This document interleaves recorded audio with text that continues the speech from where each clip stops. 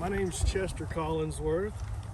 I was a vocational ag teacher at Merkel High School for 41 years. But before that, I was born in Dalhart, Texas on July the 12th, 1911. My dad was a railroad man there, but decided to move us to Winters, Texas to join the family farm business. And while we were in Winters, I met a cute girl. Her name was Mildred Lena Hightower. Man, she was cute. She was so cute, I decided to ask her for a date, and after we dated for a bit, I asked her to marry me, and she thankfully said yes. So in 1933, we got married in Sweetwater. By this time, I was figuring out what I was going to do for our future and decided I wanted to further my education. So Mildred and I set off for Texas A&M. It was during the Depression days, so I took a job shoveling horse stuff at a local horse farm to help pay for school and take care of my new bride, and also gather an appreciation for my continuing education as to an understanding that my current employment wasn't something I wanted to do for the rest of my life. Man, I appreciated school. I got my first opportunity for a real line of employment in Hearne, Texas. And while I was there, I got word of another opportunity in Merkel, Texas to start a vocational ag department.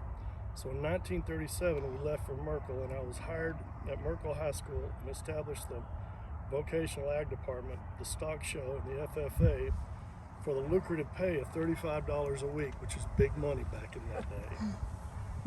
In 1939, we were living in a rock garage apartment close to the school, and Mildred gave birth to our son, Chester Jr., who was our pride and joy, and later on he became an all-state center for the Merkel Badgers. I loved going to the games and selling popcorn to all the attendees. In 1946, I was awarded the honorary Lone Star Farmer degree, key for outstanding work as a teacher in the vocational ag field, and since I started the Merkel Stock Show, I served as a livestock judge just to make sure things ran smoothly in the district and other area shows. I was a member and the president of the Lions Club. I was on the board of directors for the Merkel Chamber of Commerce. At one point, a good friend of mine, David Gamble, and I decided this part of the country needed pheasants. So we loaded up and went on a long trip to Missouri to bring back a crate of them and establish them in this part of the country. When we got back to Merkel, we let them loose out at Canyon Oaks Farm, never to be seen again. But I'd heard years later that someone said that they saw one out at the old Stone Malone house out on Highway 89. That's south of Camp Butman as the crow flies. Along that time, we moved out to the farm out behind the riding club. I'd given up on raising things that fly, but my neighbor Ed Reed had mentioned something about guineas, so I picked up a few of them, had them running around the farm. But the problem was the wild cats kept killing them, and Mildred was tired of me shooting at the cats with a 12 gauge. So I thought I might stick to teaching my students and judging stock shows, because I loved being a judge, even though the long-standing official title of judge belonged to a friend of mine, Ed Reed, which was a title given to him by me for an encounter we had on the way back from taking the basketball team home from Roscoe. There was a car stopped in the middle of the road, a narrow dirt road, and I kind of gave him a little bump, maybe a nudge, and dented his car a little bit. I got out of the bus to make sure nobody was hurt, and the driver got upset and was questioning whose fault it was, and suggested maybe the law should get involved.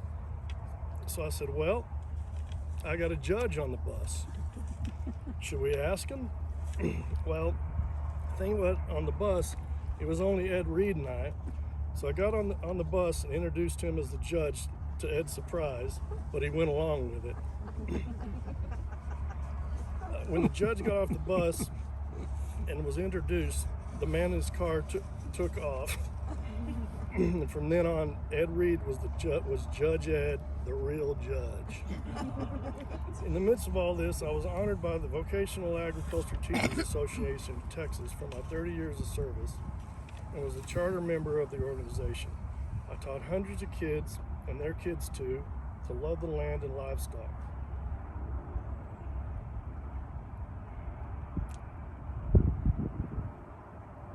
in the 40 years at Merkel ISD. And they put up a plaque to honor me for a job well done. In 1978, after I finished the school year, I finally gave out, and they brought me here to rest at Rose Hill Cemetery. Thank you all for coming to visit me for a while. Hope you enjoyed my story. And the reason that I have all this information is Big C was my grandfather. So, thank y'all. I appreciate it. He taught me an agriculture. Did he? Yes, sir. Well, he taught I really us, had a lot of respect for him. he taught he's a my good brother guy. and I a lot of things. That's how we learned how to use tools and learned about farming and all that too. And he taught his son that too, which I don't know if you guys know, but that's my dad. You didn't want to cut up or much nothing because he would bust her butt. He'd introduce you to that paddle, Yeah, didn't he he? would.